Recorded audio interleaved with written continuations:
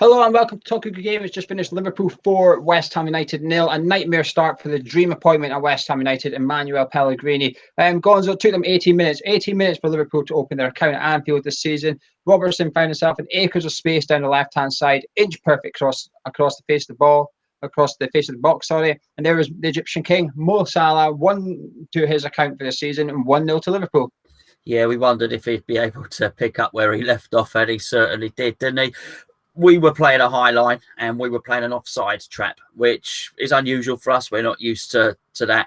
Liverpool have been piling on the pressure. They started like an absolute steam train, and it's tough. We've got new players in a new system and a new manager. It didn't work out then. They just beat the offside trap with a very, very good ball. Ended up looking like a simple goal and a simple tap in, but it had been coming at that point, yeah. Yeah, I think when you're playing Robertson, you can't give him that much space. Antonio switched off. He did 2 crucial interceptions before this goal. But with Robertson, you can't defend for 2, then the third one, give him a free pass. And that's what Antonio did, I thought. I don't know if he was already knackered at this point, running up and down constantly. He gave him far too much room. The cross is inch perfect. Salah could not miss. Masuaku couldn't defend that. If Masuaku somehow gets in front of Salah, he's going to put it in the bottom in his own net anyway. But you almost need a defender against Robertson when he's on form like he is.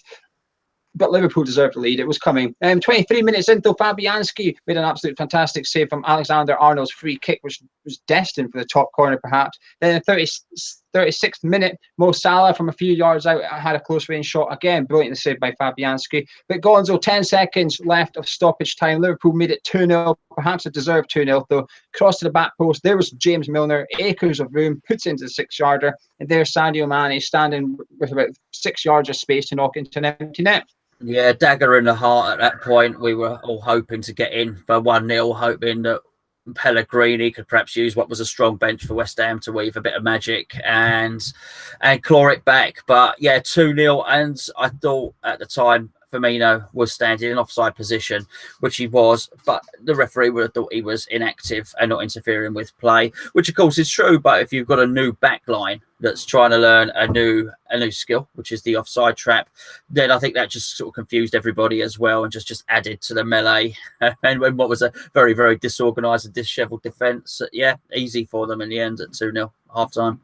I always say to you, show me a goal, I'll show you a mistake. When you watch that goal, it's probably about 5 West Ham players you could pick out if you really, really wanted to. How James Milner's got that much space at the back post, I don't know. He's a centre midfielder, James Milner. He's at the back post, and his nearest player is Anderson, who's a winger. So I don't know who's meant to be tracking Milner, but nobody is. And then the defence sort of switch off. That ball goes over everyone's head. They all sort of stand still, but the only one that doesn't stand still is Mane. He's the one thinking, well, if someone's on the back stick, I'm making sure I'm here. Bang, 2-0. And I'll have to say it was a deserved 2-0 for Liverpool. I was thinking, though, with 10 minutes to go at first half, I thought just get in at 1-0 and let Pellegrini rearrange things. But one thing he did rearrange, though, Gonzo, which might have surprised you, surprised me, took Declan Rice off and brought on Snodgrass. An attacking move, but risky to take off the guy responsible for protecting your back four. Yeah, and I actually thought within the first 3 or 4 minutes, Declan Rice had made 3 tackles, one of straight off, and one of them was against Salah as well. And he certainly wouldn't have been one of the guys that I would have picked out that was having the worst game. We will obviously deal with him individually in a little while. But Pellegrini needed to do something. He needed to try and change something, and that was his roll of the dice. Yeah, I thought it was the wrong change, to be honest. When you're 2-0 down, and then to make it 7 minutes into the second half, I think this is where we know it's no Declan Rice. Firmino gets the ball and comes across the front of our 18-yarder, and there's no one there in that space. He's in Declan Rice's space, comes across, lovely little through ball. Mane is a yard offside or so, but fantastic finish by him. 3-0, game over. Yeah, absolutely game over at that point. You're wondering how many it's going to be, and I think we got away with 4. Really, it was weird. It was weird because we've got to discuss this game, and I've already noticed. I've been on the forum and I've seen social media, and there's very much a vibe, which is a lot of people are very disappointed. But this is an emotional game, and there's lots of people saying, "Hold on, you can't say that. You've got to keep it in context." And the two are clashing. But this is a review. We've got to speak about it. So this is not about Manuel Pellegrini's reign. This is about our early impressions in a game at Liverpool, which we said in the preview. Liverpool won the best 5 teams in Europe. So this is taken into context. But we've got to look at these players, and we've got to look at that individually. And on this game, I was struggling. Aside from that higher line and let's say the offside trap, I was struggling to see the difference between what David Moyes would do and what Pellegrini was doing. I predicted a 3-1 loss in this game, so I expected to lose and lose well, but I just expected a little bit more attacking adventure from us. So we were just sat back. They were always going to score that third goal. Yeah, 61 minutes off came Anderson for Hernandez as he went 4-4-2. But that 4-4-2 only lasted for 5 minutes because then he took Anavic off for Yarmolenko. And to give it context, Anavic had a late fitness test, so obviously at 66 minutes, Pellegrini decided match over, get his main man off, package him up for Bournemouth, and give Yarmolenko some game time. 87th minute, 86th minute, Klopp thought he'd take the piss and stick on Daniel Sturridge, and in 87th minute, they really did take the piss as he scored with his first touch with their corner come in. It came off Snodgrass to the back post, and there was Sturridge, but it finished 4-0. Now, Gonzo, as you said earlier, it's about perspective a little bit. Pellegrini's first game. Do we just have to simply say it's Liverpool, it's Anfield, we write it off, and our season starts next weekend? We do, but we still must discuss the individual players and the tactics. We can't ignore them and start skipping off through the daisies and just saying, "Oh, it's Liverpool. We're going to go and beat Bournemouth 4-0." We need to address and discuss the players. What's happened? It's a review. That's what we do. Yeah, I think we do need to. Obviously, we'll discuss the 90 minutes, but I think over the grand scheme, I'm not too worked up, if you like. We were expecting a defeat. I would have liked to have seen more, though. I was looking for positives. Me and you said in preview, Mike, we said we're not necessarily looking for a result today. We're looking for positives. We're looking for something to take and go, oh, this is what I want to see. I didn't see much of it. In the first half, we struggled to get 3 passes together. Wilshere, Noble, Rice looked so good pre-season, but there's a difference between playing Preston pre-season and Liverpool Anfield. But it just felt like we couldn't get the ball under control whatsoever in the first half. Whenever someone did get the ball, they seemed to just run forward until they got tackled. And there was we weren't really playing as a team. There was no cohesion there. And I know some people have been saying, well, this is the problem when you sign so many players. But I still think a teammate's a teammate, regardless of if you played with him for a year or one day. He's still wearing the same colour shirt as you. Pass to him. But there was none of that in the first half. And that's what disappointed me. Our only chance in the whole game came from Ogbonna's 40-yard pass to Anavic. That was the only chance we had in the first half. The second half, Yarmolenko did one good cross outside of his foot. That was it. Liverpool, Van Dijk had Anavic in his pocket today. That's the best centre-back performance I've seen against Anavic since he joined West Ham United. Anavic barely got a sniff. Liverpool were fantastic. It was almost like the same Liverpool as we've seen last season, but there was too much familiarity between the same West Ham we've seen last season. I was wanting to see a lot more positive changes today. However, I'm trying to remember, Gonzo, that it is Liverpool, and we're not going to be playing that every weekend. No, and it's a Liverpool who have sorted out their problems. Now, I know Van Dijk wasn't in his summer transfer window, but Liverpool had 3 problems last season. If you could say a team that was as good as that has problems, it was a goalkeeper, it was a centre back, it was a central midfield, and they've sorted it. And they now have an athlete. We forget about the keeper. We didn't see him, so we didn't really challenge him, and that's what disappointed me. We didn't test them. They had a reserve centre half there today, and we couldn't affect or impact the game at all. So for me, I was surprised to see that from Pellegrini, but there was an athleticism in Liverpool's midfield today that we didn't have, and the introduction of Keita in there has given them something else. I thought Wijnaldum, when they played Wijnaldum and just Henderson, I thought it was lacking a little bit last season, but to see Keita in there today, one thing you couldn't label West Ham's midfield as is athletic. So we had Noble and Wilshere and Rice as well. They really struggled in there today. They just had so much pace, passing and movement. They're a truly outstanding team. And if we could take any comfort, we won't be the only team that loses 4 goals to Liverpool this season, certainly. But harsh lessons would have to have been learnt today. And just we can't write it off and say that's Liverpool, nothing else needs to be done. We need to look at that performance and try and sort out what was going on with that back line and how to transition the ball forward and retain the ball. You mentioned the passing. You also mentioned the positives. Very, very hard to take any out of today. That was my next question. You said harsh lessons. I was going to say, have we had any good lessons today? Have we had anything that we can take as West Ham fans and say, I'm looking forward to seeing a bit more of this season? I thought I thought Fredericks looked all right going forward. I don't think he was utilised enough. There's a couple of times I thought he did a 40-yard sprint and didn't receive the ball for whatever reason. I thought that was a bit harsh. I thought there was one or two touches. Some players, Wiltshire did one or two little nice touches, but there wasn't enough of it. It was just on his own. It was individual players doing moments on their own that sort of you looked at and thought, oh, that was technically a nice little bit of skill there.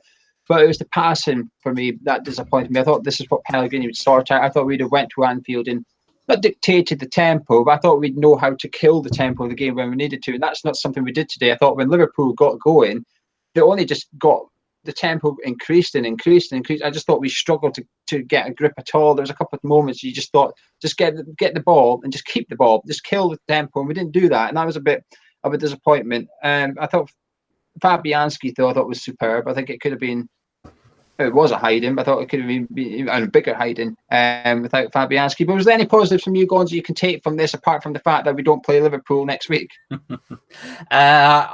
Yeah, Fabianski, and one of them was a sort of Schmeichel, and I mean Peter, a Schmeichel-esque save when he spread himself and blocked. I think it was Salah as well. Yeah, the free kick from Alexander-Arnold was good. I thought Ogbonna, even though it's ridiculous in a 4-0 win, I thought Ogbonna looked good. Maybe I can't say good, but looked less crap than the others. I thought Balbuena was okay. I got to disagree on Fredericks. I thought he was awful. I thought he was absolutely awful. I think for the first goal he looked suspect. I thought particularly for the Sturridge goal as well. I think that was his man. I think he looked bad, but he can console himself with the consolation that he wasn't the worst West Ham fullback today, because Masuaku was truly terrible, and I wouldn't be surprised if Cresswell plays in that game. In terms of positives, a little glimmer maybe from Anderson, a little, and I do mean a little glimmer. I think Yarmolenko, when he came on, it was a shame that maybe he wasn't fit enough to have played the whole game. If I'm looking forward to seeing anyone in the Bournemouth game, it's Yarmolenko, because I think him in the team ahead of I was going to say Antonio, but ahead of anyone would be decent. I'm looking forward to seeing him. And I felt a bit sorry for Arnautovic, because Arnautovic was probably thinking 20 minutes into that first half, because I do think Arnautovic tried to work as hard as he could, but I bet he was looking at it thinking, hold on, I'm just as isolated as I was under Bilic under Moyes. I bet that's what he was feeling. So yeah, not a huge amount of positives without making it up, really, Gio, to be fair. I thought Masuaku was terrible as well. Every time the ball went near that side, I thought, oh no, there was too often in the first half Salah was getting the ball. You were thinking, where has Masuaku disappeared to? And usually he was 10 yards away from Salah and stuff. I thought he was poor. I thought Fredericks had a wake-up call. It was a tough welcome to the Premier League for him. Up against Robertson and Mane, it's something. I think that's the most dangerous combination that there is in the Premier League, and I include City in this. I been more confident against Sané, Mendy even than Robertson and Mane. That is a horrible duo to come against, especially when you've got Antonio, who's not the greatest at tracking back all the times. And I'll tell you something, I'm a bit concerned about Antonio. I thought he looked knackered again today at one point. He just looked, his body just looked like he was. We kept saying last season he was blowing out his arse after half an hour. Today, I think it took a bit longer than half an hour, but on the hour mark, I thought he was gone. I don't think he had anything left in the tank. That was concerning. I thought Yarmolenko looked good when he come on. There was a few touches he done, and it was just a shame that it took that, because then we actually started to pass the ball about a little bit better when Yarmolenko was on. We were getting possession in Liverpool's half, but the problem is the one cross Yarmolenko did do, our striker had been subbed off already. So you can't make it up really. I think Balbuena was lucky to stay on the pitch, by the way. Just for the non-biased, if you like, opinion, his booking was deserved, and I think the free kick he gave away in the edge of the box was a booking as well. That was on Mane's ankle, that studs on the ankle there. I think he was lucky to stay on. But we're not being upbeat, but we're not ripping into West Ham, if you like. But is there any final words, if you'd like to say, Gonzo? No, just it's going to be really difficult, because we now go to the game against Bournemouth, I think, in a slightly different mood than our mood might have been 3 hours ago, and we're all going to go onto the boats and we hope, but it's going to put an element of doubt in. And what this has certainly done is I know people will say this was Liverpool, but it's given people that want to play against West Ham a little game plan. a little way to get round us, and they don't necessarily always have to go through the middle. I think if you can work a little system where you can get your players wide and put crosses in, there's a little blueprint there of how you might be able to beat West Ham if we're going to continue to play like this. So I think Pellegrini maybe needs to look at that. I think we might well find not every midfield is going to be as athletic as Liverpool either, but we may well find that a combination of Noble and Wilshere from an athletic point of view against some teams will not be the way to go, because there was a time today when it was actually there were legs required and there was no legs there from them. I want to see a bit of a press as well. If we're going to sit back, it was set back defended without a press. I think we need to press. But I was pleased with Anderson's energy. I've got to say, he kept on trying to come back. So let's hope we could just put a little bit of a better team out and really see what happens. And please, if you do watch this video, please take this as an isolated video of a review of a game where we've just lost 4-0. And also, emotions are running high as well. Everyone's been really up for it. And of course, lots of people have travelled to Liverpool today. And just finally, I didn't travel to Liverpool, obviously, because I'm sat in my cupboard. But those that didn't, Liverpool are a wonderful team. But I'll tell you what, there was a huge loving going in on Sky Sports today. I mean, it was absolutely crazy. Somebody said it was West Ham Art turned around and he said on Twitter today, I think Sky are about to propose marriage to Liverpool. And Liverpool find themselves in a situation which Liverpool are the new Manchester United in that sense, which Liverpool fans will hate hearing that. But everyone was blowing smoke up of Manchester United's arse. That's what's happening with Liverpool now. And West Ham barely got a mention beforehand, and perhaps after 4-0 maybe we shouldn't, but it was a tough pill to swallow, just hearing the commentators and the pundits going mad about Liverpool and then losing 4-0. So clearly people's emotions are going to be running high. We look forward to the next game.